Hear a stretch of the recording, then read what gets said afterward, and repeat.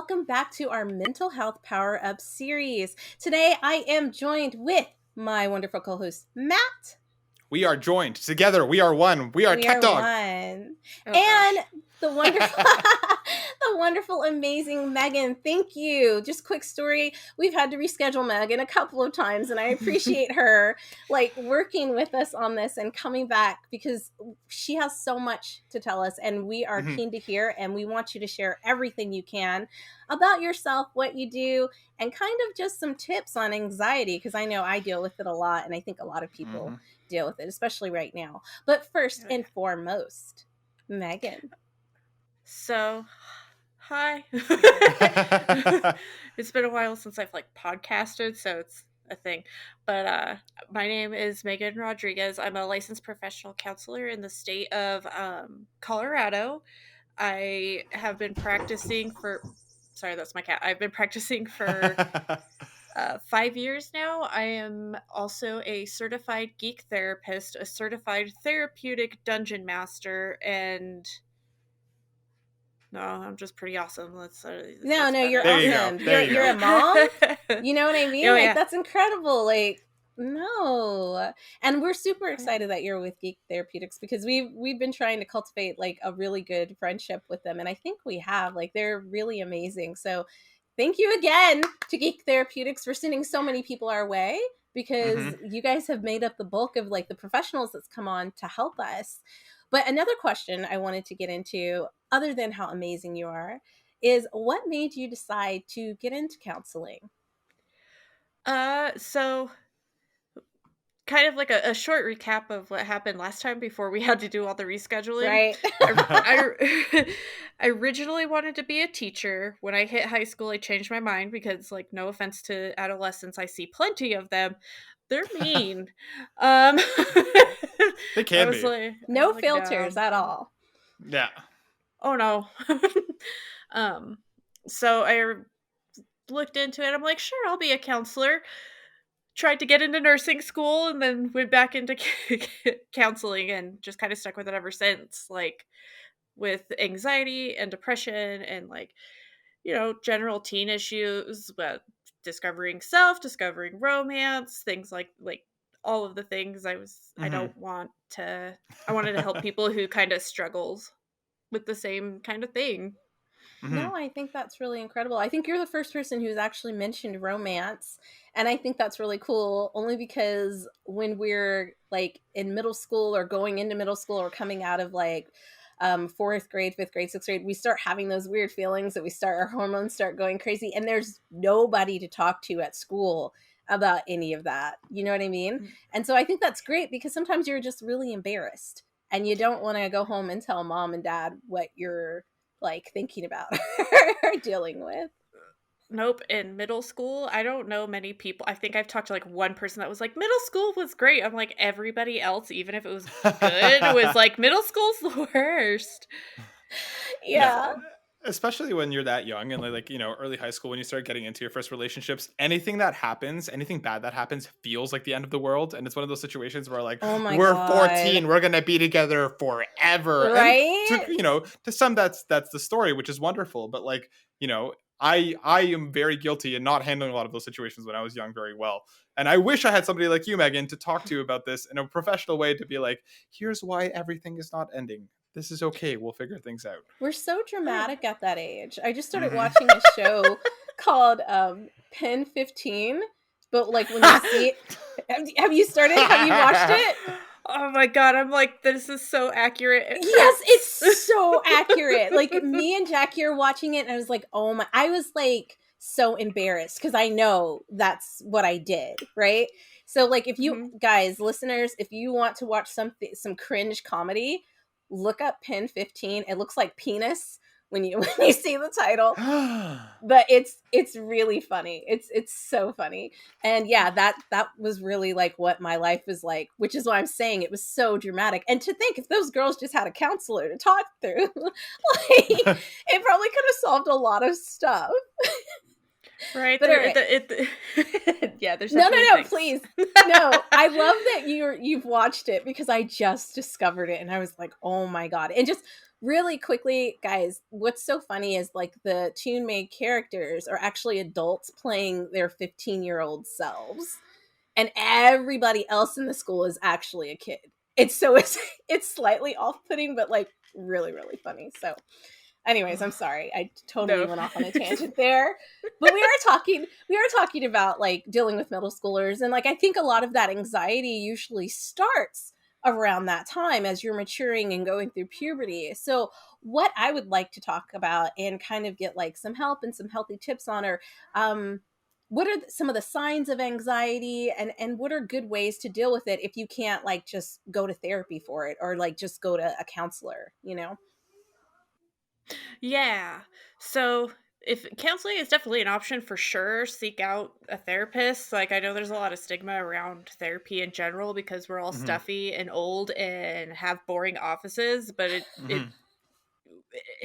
the way I describe it is don't knock it till you try it, and if the first time Right. doesn't work, find somebody who fits. There's nothing wrong with that. I always equate us to trying on clothes. Sometimes we're the pants that don't This fit. is like having a Hmm. relationship, right? Don't stay in like a toxic relationship, even if it's with you and your therapist, right? Mhm.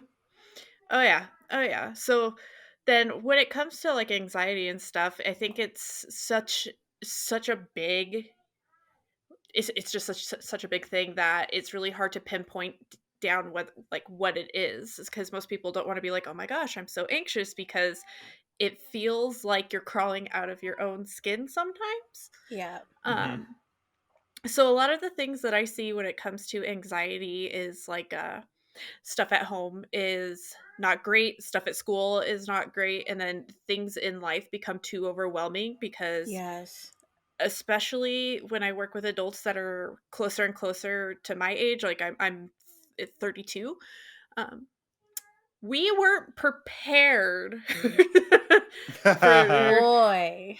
for adulthood. So there's a lot of things Mm-mm. that keep coming our way, and like we are at this the tail end of this generational like being a geek, for example, is no longer as weird as it was 10 years ago. Yeah. Right. So undoing It's a lot kind of of the in societal now, messages. right? Like it's like in, like it's the thing to be, which is weird because, like you said, we grew up with stuff like watching like Saved by the Bell, and like Screech was the geek, and nobody wanted to be Screech, right? Like that was not Hmm. what you wanted to go for. But I absolutely agree with you. I think it's been really hard on our generation. It's a thing. Yeah. And it's just society has we got caught in the cusp of society changing like how we approach romantic relationships, gender Right. identity, gender Hmm. roles, how women and men in the workplace, like we're at that weird kind of changing point. Oh my god, sorry, my son just walked out of the room. Oh, it's That's okay. okay.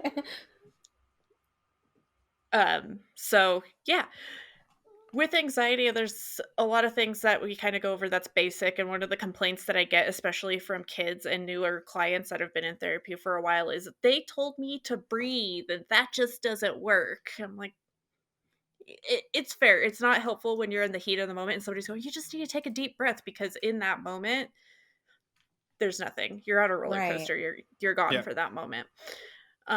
So a lot of the stuff that I talk with people about to cope with anxiety or depression or just like really, really big overwhelming emotions is a lot of mindfulness stuff or DBT skills, so dialectical behavioral therapy, Hmm. um, which is a mindfulness based therapy. So yes, it has the breathing and maybe some meditation, but the important piece that I talk with people about is ground yourself back into who you are presently. You can count things that are in the environment to kind of distract you from what's going on. That was Um, perfectly timed. Sorry. right? Yeah. No, we're not coloring. No, it's bedtime. Um, So cute. um, sit. But mindful eating, like I always challenge people. I'm like, we think so much about the future Hmm. and all of the uncertainty that comes with that. That's something that's Yes. completely out of our control. And that is the birthplace of anxiety. I Yeah. think I think for me, like, especially once you start, like, once my mind starts spinning, and I've suffered with, anxiety issues for quite a while. um Everything starts to feel too big, regardless of what it is. It's that one thing that kind of, that initial domino of, like, what is my future, what is going to happen, and then everything else just feels like a problem. All of a sudden, what am I eating for dinner, is that's like, I'm freaking out about that. And it's like this, like you said, right? It just starts to build up to the point where everything's an issue, rather than it being, okay, what do I do about it? So, like, I love that tip of, like, start counting things in, even just in front of you, just because I feel like I kind of get this, like, massive wave of disassociation. And then what do I do at that point? You know what I mean? So even just simple of Mm-hmm. being like, how do I reground myself, I think is such a fantastic way to look at it. Just because it can't, it's not easy, right? No, no, no, most definitely not. Well, and like that's the thing is like it's about tuning into what you are needing in that moment, and that definitely takes practice. And Hmm. anxiety doesn't do well with patience. Right. So Right. Yeah. so there's the challenge is how do I get myself out of future thinking, out of this place of unknown, because the land of what if is a okay place to visit. It is not a place where you want to live. Yeah. I love that you said that like that, because I feel Yeah. like I constantly live in the land of what if, which makes me like super anxious about everything. Like if I don't make the right decision now, like how is that going to affect my future? And then I get anxiety about things I've already made a decision about and it didn't get me where I wanted to be. So Hmm. therefore now I have anxiety about making more big decisions coming up. Like what if I choose the wrong thing? What if, So Yeah. like I Mhm. really like that you said that, because I really need to live in the present, but I don't know how, because I feel like as children, we're always trained, or we have been trained to think about our future. What about your future? What kind of job are you going to get? Are you going to get married? Are you going to have kids? Like things that are not happening Mhm. right now. Right. Oh So, Hmm. yeah. Oh yeah, and that's definitely it's just still such a major issue because I work with like when I talk with high schoolers, like they have so much academic anxiety. Like it is yes. it I feel that energy and I'm like have to sit down with them. I'm like, I honestly have to tell you, and this isn't gonna make you feel bad, but I would not be able to survive high school right now, and what they ask of you guys is Hmm. unreasonable to a point. Like so I feel like sometimes I feel like the bad guy, like going against all these, like, what do you want in the future? Because at 15, You don't know. You don't No. know. Like most of us are still trying to figure out what we're if we're going to study for a test or not, or go to a fucking movie or something. But like Hmm. I totally relate to that, because my 11th grade years, that's the year that you're supposed to start studying and taking your SATs and all of that. And I would literally like just break down crying in the middle of class. But we didn't have a counselor. So what they would do is call my dad. He would have to come, because he's a single parent. He would have to come pick me up from work, and like he's not very open with his feelings or anything like that. So he would just be like, "You want something to eat?" And I'd be like, "Okay." We get food. He'd drop me off at home. He'd be like, "You be all right." And then he would go back to work. And so I exactly. You're like, yeah. never, yeah, I feel like after having all of these like episodes, I feel like I never properly dealt with my anxiety, and it's definitely affected the way that I live my life today. I just want to eat. And that is not the way to go about it, right? So just color. I'll put you to bed in a little bit. don't worry, it's um fine. Yeah, don't even worry about so okay, one of the things that I got into super recently and binge watched over Christmas is a Demon Slayer. Oh, it. Nice. yeah. Okay, yeah. And I'm So like, good. it's so good, I can't even handle it. Um One of the things that I noticed when I'm watching it, just because like I see everything from a weird therapeutic psychological lens, Mm-hmm. um, is each form that they take when they're doing their swordsmanship and stuff, and then Mhm. Tanjiro practicing the total concentration breathing. I was sitting here on the couch, I'm like, oh my god, it's mindfulness. Like, this is what it is. Like, you see these characters that are in the heat of the moment having to make these quick snap judgment decisions that could either take future to go A or B, and Mhm. they have to ground themselves in that moment to make the decisions that'll help them. Like, you see how panic works within these characters and ways that you can cope with it. So one of the things, especially since I work with such a diverse group of like gamers and anime people and just all of it, even just people who aren't into it, I'm like, here, if you watched this movie, watch this movie and tell me what you think about it, and Mhm. I'm going to poke at you and turn it into something boring and therapeutic, but it has a purpose. Is we have these real life things that we look at and these characters that we deeply connect with, even if they aren't like existing physically in our plane, Mhm. that show us ways to handle things even in our toughest situations. So I always encourage clients and stuff to dive back into their interests and stuff. Like, why did the things that you were doing or watching keep you calm? That's such a good tip. And for anybody who hasn't seen Demon Slayer, like, we have a professional telling you to go watch it. Like, Oh Yeah. my if you're god, it's dealing with so good. anxiety, go watch it. Mhm. But yeah, you're absolutely right. Because I was thinking about Sailor Moon when you were talking about that, and because I watched that when I was like younger, and like there were so many like I feel like in anime, it's always the world is going to end if we don't do this, and like thinking about that, that's a really heavy thing to put on the shoulders of someone. And they kind of ground themselves, and they think about the pros and cons it in very quick succession. But you're right, that's a very good life lesson, and I guess in a way, um art imitating life, right? Yeah. And so I think that's a really good way to think about it, and to go back into things that you enjoyed that kept you calm, where you weren't thinking about um, things that made you anxious. Is really, really, yeah, that's a good Oh tip. yeah. Oh So yeah. something that I was kind of interested about, because we've touched on it already, but this kind of very cyclical problem that you can get in, where it almost feels like you can't break out of this anxious cycle. And I know for me, it took me a long time to be able to start to work my way out of one, because it's not like an instantaneous thing. You can't just be like, not anxious anymore, I'm good for today. So Right. like I was kind of wondering, like, outside of the things like counting, if you're really starting to feel the spiral, right, if you're starting to feel it kind of creep in, or sometimes you can just I'll wake up some mornings and just feel it in my chest already, what can you do for yourself to kind of start not to to break the cycle at least a little bit, or to at least take a step outside of it? What are some different things that you could do? Because I love this idea of mindfulness and the breathing and the counting, but are there other things that we could do as well to kind of help that along? Well, and I think really acknowledging that anxiety is happening, because one of the things that I noticed with like it going into the cycle, because like I have anxiety, like, and it took a good chunk of time to do that too, Hmm. work my way out of it, is identify what is happening. Because when we have anxiety, we tend to go, oh no, I'm not anxious, I'm fine, I'll just go do this thing, and we ignore it. Right. Putting a name to the thing that's happening, you kind of take the power out of it, because it stops being so unknown, and it's okay to lean into it and just be like, okay, what is happening?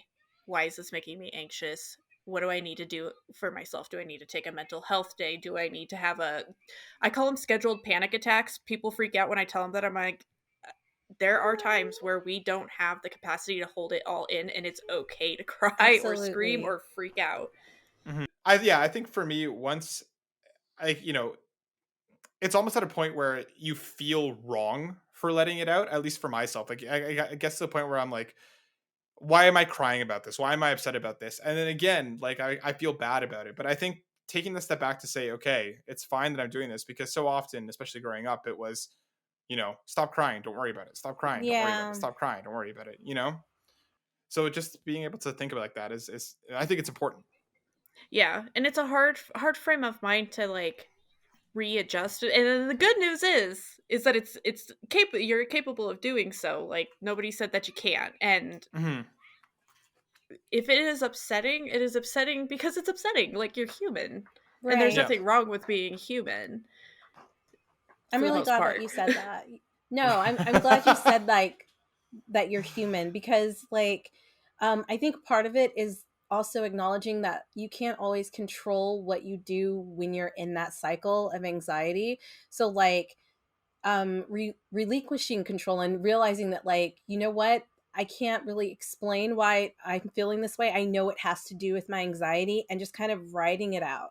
And I know for like me, that's what I have to do sometimes. Like, for example, yesterday I was really upset, and I just knew I needed to kind of like have that day to myself and just like sit in those feelings and like just let it like kind of wash over me, and acknowledge that like I may not be okay tomorrow, and I may not be okay next week. And that's perfectly okay, because I think, Matt, you said it once, like having small goals and accomplishing those can really help bring you out of that kind of funk that you're in. Like, hey, I got up and I took a shower today. That's one win for you, right? Even if it's small. So I definitely encourage my clients to do that too, because we set overwhelming goals. And I have this, it almost feels like a soapbox sometimes, but it's like this idea of the American dream, the nuclear family, the wife at home, the kid, all that stuff. Like, that is something that's not realistic for Mm-hmm. us anymore, because we have so many opportunities, and that's a whole thing on itself. But it's do do what you're gonna do for you, because in the end, like the inevitable end that all of us face, it won't really matter that we don't have a lot of the things that society expects us to have. What matters is how we choose to live our life and what we want involved. And that definitely has its battle and its struggle, because Mm-hmm. right. the phrase that I'm gonna have put on a t-shirt, because a lot of the clients I've worked with, they're like, oh man, you're right. I'm like, I know. And they're like, oh, I don't want to do this. I'm like, I never said it was gonna be fun. It's a fight, and it's a fight Yeah. Right. for building this life that you want, and going through the challenges and stuff that rub up against these beliefs that we have been told. And that's the thing, is if it doesn't fit your core values or your morals or anything that fits you, it doesn't have to stay. Right. If it's something that's not making you happy, you don't have to struggle through like the sadness, the depression, the anger. Like, just let it go. And I know that like it's taken me such a long time to get there, because not only did I have expectations of myself, but other people had expectations of me. And I always had this fear of letting them down. But it's like me trying to achieve what you want me to achieve is making me fucking miserable. For Right. sure.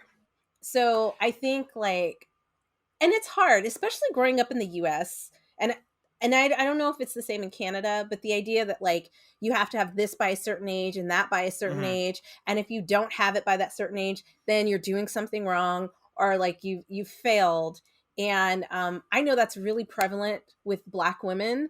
The idea of like, because we haven't reached this goal that we see in social, like in media, and how we have this kind of like horrible stereotype that we'll all end up single mothers, and so therefore that's a way that you're failing. But being a single mom doesn't mean that you've fucking failed. Do you know what Mm-hmm. I mean? Like, you brought life into this world, and you're doing the best you can, and that's really all you can do at the end of the day, is do the best you can. And I think one thing that I took away from someone is, he said, and I can't remember who it was, but he said nobody comes into this world wanting to fail. Like, Mm-hmm. nobody comes in wanting to fail, but like, because life is so complicated and it's so different and people are so versatile, you're going to have failures sometimes, and that's okay, because that's one failure. That doesn't mean that you've completely lost. So, Mm-hmm. Yeah. I think for me, like I always think back to, and like I always think back to Unbreakable Kimmy Schmidt. There was one episode where it was like she was going through something, and I think her mantra that when she was going through it was, "You can do anything for 10 seconds at a time." And like that's really kind of stayed with me, especially when dealing with panic attacks, when dealing with depression and anxiety. Is I can handle the next 10 seconds, whatever it is. The next 10 seconds, if I get through that, then I can worry about the next 10 seconds, and kind of breaking things down like that is something that's helped me a lot, just because again, like even if everything's on fire, just focus on the next 10 seconds. And like, so Megan, something that I wanted to ask is like, what if you're kind of feeling this kind of constant anxiety state, or if you're in a point where like again, like even the smallest problems can feel large. I know like I've been suggested stuff like, keeping a diary, or like, like writing down my thoughts. What are some other methods that you can kind of do just to kind of again help yourself work through or help identify what the problems are, because a problem that I have is, again, everything feels like a big problem in that moment. So like what are some tips to kind of work through that?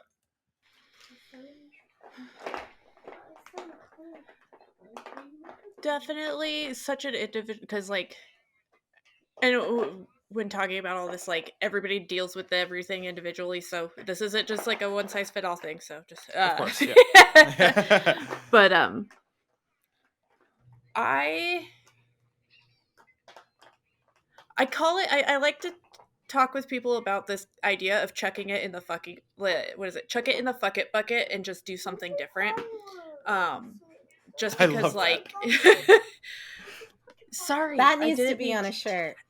That needs to be on a t-shirt. Yeah, that's also a great shirt idea. Yeah. Well, and I talk about this, the locus of control. So it's always this diagram. You have the little circle in the middle and the big circle on the outside. The little circle in the middle is what are the things that you can control and what are the things you can't control.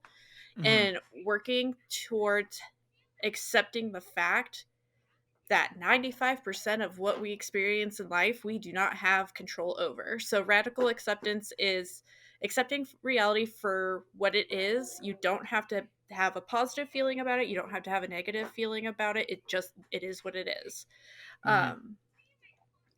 And really identifying the things that are legitimately in your control can start giving you back that power, because you can't control what somebody else is going to think, say, do, hear. You can't control the news, what your kid's going to do the next day with the dog down. Like it doesn't matter.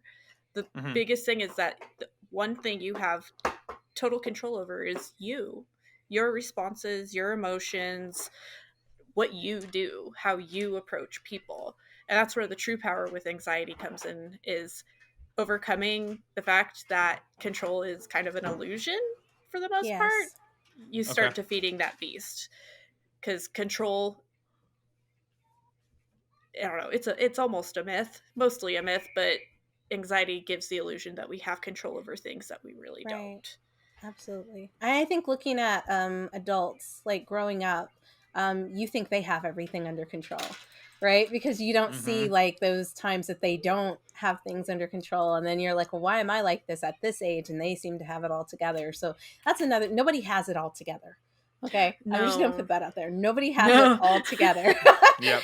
I don't care what you see on Instagram, what you see in the news, like nobody has it all together. We're all fighting this fight, different battles and different like personal demons or whatever, but nobody has everything together. So yeah. But that was really great.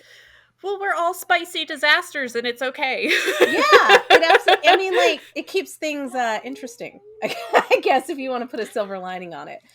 But well, sorry, Megan, I think you need to change fields of work into designing t-shirts, because I would 100% wear a spicy disaster shirt. So please, spicy disaster is really good. It is, right? I mean, like on a hoodie or something, right? You made like 3 quality shirts in the last 28 minutes already. I'll help pick out the font if you want some help with that. I'm pretty good with creative. Do it in like papyrus. Yeah. Oh my God. But moving into our last segment, first of all, I want to thank you for all the tips that you've just given us, because I definitely know me and Matt deal with anxiety. And personally, I just thank you so much, because it's helped me realize a few things about myself, right? But before we end, I would really love for you to share something that got you through a tough time, or something that means a lot to you, whether that be a video game, a television series, a manga series. The floor is yours. So, okay. It can be more than one thing. Yeah, it can be more than one thing. Oh yeah, it's definitely like many, many, many things. But my automatic answer to that question is, my video games saved my life. Like, saved my life. Like, I started playing when I was like 2 or 3. Like, I remember my first video game on a Nintendo original. It was, oh god, Ghosts and Goblins. Nice. Okay. Something vibrating? Oh, I think it's an airplane. Sorry. There's an airplane. I just hear like, But yeah, so I've been playing since I could play. Like, being a girl in the 90s and having interests that boys have was super abnormal, so I was very, very heavily bullied for a really long time. So I turned towards the thing that never really failed me, and I could actually, like, I don't know. It just, the stories were so good. So Final Fantasy, Gears of War, Tekken fighting games and stuff. But Mhm. as I got older and developed more and more of an understanding, things like Kingdom Hearts became like really deep for me, because like Kingdom Hearts is a really perfect representation of like working through depression. If you take a step back, like the Heartless and people having all of these things, and it's fantastic. And all right, so small warning. Okay, no small warning. So I like to consider myself fun, and this is kind of heavy, but my husband died in 2019. Um, so that was not great. And the thing that I could turn to that kept me safe from like everything, like, because I could have gone down a really, really dark path, is Pokemon. All day, every day. Because I could focus on doing what I needed to do for me in those moments, and that was evolve every single Eevee I could find. Yes. I got He them all. loves I was Eevee. so Eevee is his excited. favorite too. Eevee, Sylveon, and Umbreon. Sorry, but complete random tangent. Go ahead, please. I apologize for interrupting. It's my Flareon. Yeah. I don't know if I had my Eevee. Sorry, go on. But like, we were both such massive gamers. Like, it's what we did. It was one of the really big parts of our relationships, because he got me into like Gears of War, Skyrim, Assassin's Creed, all of this stuff. So like, it was important for both of us. And throughout my healing process and working through all of the grief and finding myself, like, I was able to develop a different kind of relationship with games and turn it into something healing for me. Like playing through the Mass Effect trilogy after they did the re-release. I might have had a slight mental breakdown after I beat it all, because for 30 minutes I was in tears at like 1 a.m. going, they don't make games like this anymore. But like, I have learned so many important lessons about myself through the characters that I was able to play, and they're amazing. I don't have, like, they were the friends that I had growing up, and they were the things that bonded me with everyone, because then I was able to start having my people come through the woodworks, like Anthony Bean with Geek Therapeutics. I've known him forever, because he reached out to me and sent me some stuff while I was going through that time, and he's like, we're gonna start this Geek Therapeutics thing. I'm like, oh my god, it's like my dreams are coming to me. And everything that makes us cool and unique, whether it is video games or TV and all that stuff, it's just, all of it is amazing. Like, we are amazing creatures.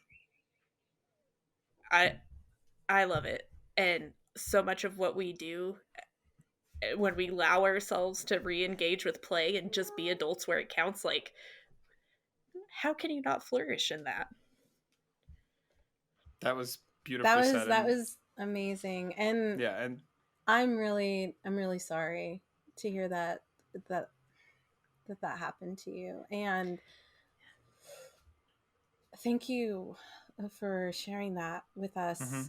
Oh my god, I just want to hug you. And I can't, because you're in Colorado. Also, that would be weird because you've never met me before, but that's okay. The older I get, the more friendly I am with people. I'm like, oh, we could just hug. Sometimes I feel like that stereotypical, like, girls in the bathroom at the bar after having 15 drinks, and you're just like, no, girl, go together. I don't know, but there's magic that happens. I don't. But yeah, no, that was an incredible story, and I love that you were able to take that away from playing video games. Like, honestly, I think I was kind of the same when it came to playing video games, but we didn't really talk about it at school. It was just kind of like something I did with my little brother. But the fact that you said that, like, playing video games saved you, I think video games have been a lifeline for a lot of people. And honestly, I feel like that's part of what makes this podcast so special, you know, talking about gaming and mental health and like just and social justice is because it's like it really has helped so many people through something, even if it's something as simple as fucking Candy Crush. Do you know what I Oh, mean? yeah. Like it helps people and they don't even realize that they're getting the help that they need, right? And the fact that you played that game and like the reason why you cried is probably because you connected with those characters so much and that story, and it's beautiful to know that it moved you that much, and it's beautiful to know that it helped heal you. And yeah, shout out to those developers for that, because it is a pretty incredible game. Yeah. Oh, there's just so many things. When you have choice-based games, like one of the things is that it people who have like a really, really, really like positive, super like almost lawful good kind of Yeah. moral compass, with it's like if I choose a paragon or a renegade action, I feel so bad. I'm like, no, I I got I'm you. Awful. I'm that person. I'm that person. When I So was am playing, I. what was that game that Matt and like Darren had me play? Oh my god, I wasn't ready for it because I didn't read anything about Doki it. Doki Literature Club. Doki Doki Literature Club fucked me up. Like when I I got to shouldn't the laugh. It's bad. first when I first got to the first part of it, I was like, "Oh my god, I made a choice that I shouldn't have made. Can I go back?" And the game's meta, so you cannot go back. And I was like, Mm-hmm. I felt so bad. So bad. So I totally get that. I totally get that. Yeah, that game. That game is Yeah. definitely a thing. Yes. That game is 100% a thing. I think that's the perfect way to describe that game. It is a thing. It is a thing that you need to be prepared for. So for anybody who Yeah, wants to like play that game, I would suggest reading a little bit about it before you get into it. yeah, there's a lot of incredibly triggering things, so you have to be in a pretty Yes. good mindset. Mm-hmm. I was not when I played it. And I was in a dark room. So everything was super like extra creepy. Everything was super extra creepy. I was like freaking out because I'd never played a meta game before. And I don't know if I told Matt or Darren that, but I had never played a game where it was like it took control of the game. I really thought I had done something and I didn't know what was going on. And I was just like, oh my God. Like I had to Yep. No, stop a lot of times to just breathe because it was just a lot. right? Well, you go into it thinking it's just gonna be one of the like Cutesy this little is it. dating game. Right. That's what I See, thought. that's the better way to word it than what I was gonna say, but and it was not. And then you just kind of like I just remember watching Game Grumps play it, and when they Nice. hit that first like serious scene, and it was just like silence and like what? I was like, Yeah. It hits you out of nowhere. It hits you but yeah. hard. And then there's like little details that like you notice and like, okay, I'm sorry, this is spoiling. So if anybody wants to play this, like, you know, don't listen to this part, but like the claw marks on her neck from where like she realized she didn't want to commit suicide, but it was too late. I was just like, oh my God. But anyways, I'm But going off on a anyways, tangent. yeah. Sorry. We did put a disclaimer warning on each one of our episodes about did, like yeah. what we're going to be talking about. So, yeah. But thank you for coming on. This is running a little bit long, but if you ever want to just talk and like I don't mean just come on the show, but if you ever just want like another female ear who's also into gaming just to talk to you, please hit me up. I would absolutely like be open to just talking about stupid gamer stuff, which is not really stupid because I love it, but you know what I mean. exactly. Oh yeah. Oh, I'm around. We know how to find each other now. Yes, It freaked we me out do. because like I got the email and it was like, "Hey, we're doing this thing." I'm like, "How did you get my information?" And then Is I this saw a like phishing scam? I saw Yeah, the I other sent a emails. big I was group, like, yeah. "Oh." Okay. Because Bean was like, I have so many people. And I was like, let me just email them all at the same time. I'm sure there are people who are like, who the hell is this? But yeah, thank you. The second for it said like responding. gaming, yeah, it said gaming. I was like, Tony did something, of course. He did the thing. But But thank yeah, you no. again. Yeah, Thank thank you you so much for for coming on. Yeah, of course. This was really fun. Whenever, and then general talking outside of settings. I'm down for it. Awesome. Yes, let's make it happen. And like I'm gonna start saying this to everybody we have on the, but we're like a big family here. So once you've been on the show, you're part of the Burnout Brand family too. So anytime you want to come on and just chit chat, like let us know. We'd love to have you on the podcast. We could talk more about like what you like to do. And it doesn't even have to be about canceling, just whatever you want to talk about. But yeah, it was a pleasure having you on, Meghan. And Thank Matt, you so much. Did you have any other closing statements? No, I just want to say thank you. It was an absolute pleasure, and thank you for sharing so much with us. And we really, really appreciate your time. You were wonderful, and thank you. It was awesome. And we're all definitely listen. We're gonna have another podcast just to talk about Pokemon and Kingdom Hearts because we're definitely gonna circle back around to that. But anyways, love Kingdom Hearts. He loves Pokemon, but I love both of them. I know. Okay, he loves both. Sorry, I am a fountain of things. But all right, guys, that's going to be it from us. Thank you, as always, for being here and joining us in our Mental Health Power Up series. We really hope that you found some helpful information, and we will be posting all that information down at the bottom really quickly before I cut off because I completely forgot.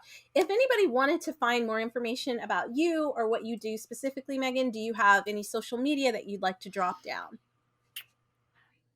So you can find me on Twitter at Collins, COLLINS _M as in mouse 81, which is pretty much my thing everywhere on everything. Nice. Except for TikTok. That's Optimus Prime 421. Optimus Prime?